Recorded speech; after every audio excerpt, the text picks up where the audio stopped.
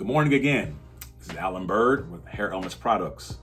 I'm here today to continue our series on the burn hypothesis, to go even more in depth to allow you to have a good understanding as to why this hypothesis should have been properly ended once it was tested. So I want to take this opportunity to talk to you about how scientists generally do and handle hypotheses and what the proper procedure is. This is Exhibit C, the burn hypothesis from urban myth to institutional assumption. The burn hypothesis, the claim that scalp burns from chemical hair relaxers allow carcinogenic or endocrine disrupting ingredients into the bloodstream, originated not from toxicology, but from a single speculative statement published in the Black Woman's Health Study, Breast Cancer Analysis. In that paper, the authors wrote, hair relaxers can cause burns and lesions in the scalp, facilitating entry of hair relaxer constituents into the body. This language appeared as a speculative hypothesis and not as an empirically supported finding. The authors offered no toxicological data to test the theory, and their own epidemiology analysis found no increased risk associated with scalp burns, duration, frequency, or type of relaxer use. In effect, the hypothesis was introduced without evidence and contradicted by the very data presented alongside it. Although the statement suggests a toxicological pathway, the supporting citations were dermatology and trade references that describe skin irritation rather than systemic absorption. Nevertheless, this untested sentence became the seed from which later NIH-linked and academic publications grew a decades-long exposure narrative. We have here the citations behind the burn entry line. As you can see, all of them from 1 to 7, each one of them, when you actually look at what the citation was and what they claimed, for instance, the first one, permanent waving straightening of hair, Curtis, this was back in 1987. This is one of the ones they cited, okay, is a cosmetic overview miscited as toxicology. They had Handler from 1983, dermatology, not toxicology. Gentler from 87, irrelevant to systemic toxicology. This was a brief clinical note listing contact dermatitis cases from general cosmetics, no hair relaxer or hormone. They even had one from the U.S. Food and Drug Administration, 1995, seizure action initiated against Rio Naturalizer hair products. This was a legal bulletin misused as exposure proof. These were the citations that they had to support their claim that relaxers can cause burns and lesions in the scalp, facilitated entry of hair relaxer constituents into the body. These were the citations that they referenced, not one toxicology report. Now let's go over this here. What is a proper hypothesis framing and scientific standards? In scientific research, hypotheses are framed conditionally and tested empirically. A correctly framed hypothesis might read, hair relaxers may cause scalp irritation and burns that could, in supposition, facilitate limited entry of certain product constituents through the skin. Based on this supposition, our hypothesis is that this pathway could allow trace exposure. That's what a proper hypothesis statement would actually read. Such phrases establishes a theoretical basis and invites testing. The authors instead presented their statement as fact, skipping the scientific discipline that distinguishes a hypothesis from an assumption. Additionally, hypotheses must conclude with results of either support or fail to support the original proposition. Given their findings showing no significant difference in burn frequency, duration, or product type, the proper conclusion should have read, our results do not support the hypothesis. Therefore, no evidence of systemic absorption was found. That's what should have been said, and that would have ended it. Or at the very least, gave us hard evidence to the opposite if that hypothesis or narrative continued to exist.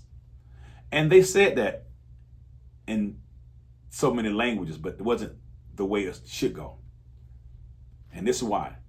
Because words matter. Words matter, and that's nothing more important that I recognize through this ordeal is that people will take words and input them in areas that they shouldn't be. Like, relaxers cause cancer. Because the relaxer said it was associated, they say it caused or it's linked. There are certain words with certain meanings and you have to be very careful, especially in science, because there's so much gray areas that you can be at that if you're not careful, you will end up villainizing something that actually isn't, or stating a fact that actually isn't a fact. So let's talk about words. Words matter. In scientific language, precision in terminology determines the strength of evidence. Words such as speculation, hypothesis, and theory describe distinct evidentiary levels. Speculation, supposition, an untested idea or assumption. Hypothesis, a testable and falsifiable proposition derived from observation. Theory, a repeatedly verified evidence-based explanation supported by data. I remember in my science class and talking about theories, because that word is really overused. Theory. They literally said there's a theory that the sun rises and sets every day. That's literally a theory.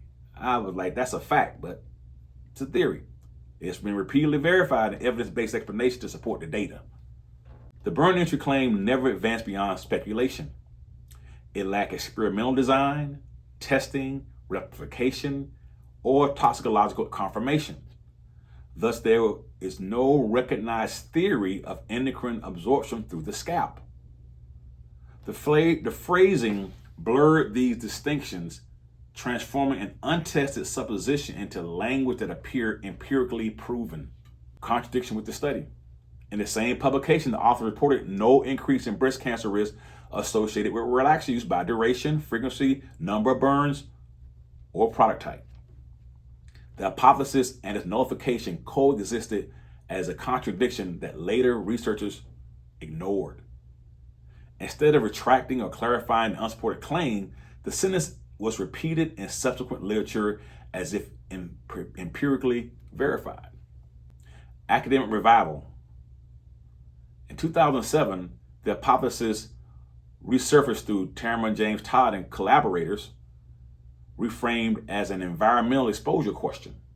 In their papers, they discuss hormonally active hair products and possible absorption, but none added laboratory toxicology data. The repetition of language without empirical verification allowed an untested assumption to evolve into institutional narrative. Now we get to the language shift. By 2022, the NIH press release dropped the word burns entirely, replacing it with phrases like chemical exposure through hair straighteners. The substitution preserved the assumption of systemic exposure while removing its original and unproven mechanism. This linguistic revision signaled that the claim was treated as fact, not hypothesis, despite a lack of toxicological collaboration. So what they end up doing, instead of just retiring the hypothesis because they knew it was there, they just changed the wording. Now they just, as long as they say chemical exposure, they didn't have to say how long, whether it's rinse on or rinse off, just basically chemical exposure, and everybody ran with it. And here's where I was thrown aback. So wow, I mean, the evidence there, and they still don't want to use it. Yeah, each one of these epidemiology studies all claim that at the end that they did not test any products, that they needed to do more testing, that they did not have any brands, and that further investigation is warranted. Then we get to Myers and Helms. I have those names like etched in my brain now. Myers and Helms. Well, Myers and Helms were toxicology test studies. They literally tested these products. They were answering the call to these earlier studies that were simply questionnaires. Let's verify, because they're assuming that these products have these endocrine blocking ingredients in them. And if they do, then that should support the fact that they're in the body through their laundered burn assumption. We can't say hypothesis anymore because that's been proven based on evidence. So when I go to research these, because in the same study, they would say these endocrine blockers were present based on these two studies. But then when I went to the actual study, what did I find? Independent laboratory testing directly contradicts the burn entry hypothesis.